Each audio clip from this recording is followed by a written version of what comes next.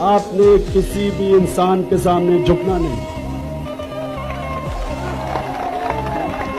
سنیں، اگر آپ نے ہمارے سامنے ساتھ چلنا ہے، اگر آپ نے ہمارے ساتھ چلنا ہے تو میں آپ سے صرف میرے سے ایک وعدہ کریں، کسی بھی انسان کے سامنے آپ نے جھکنا نہیں.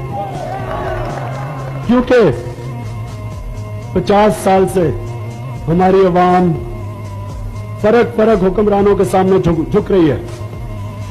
سفارشی اور چمچے اوپر پہنچ گئے ہیں، اور جو لوگ محنت کرتے ہیں، شریف لوگ ہیں، وہ آج تک دبے رہے ہیں ملک میں. باری باری سب نے دھوکہ دیا. جس کو آپ سیاست کہتے ہیں، سیاست کا مطلب اچھی طرح جھوٹ بولنا، لوگوں کا پاگل بنانا.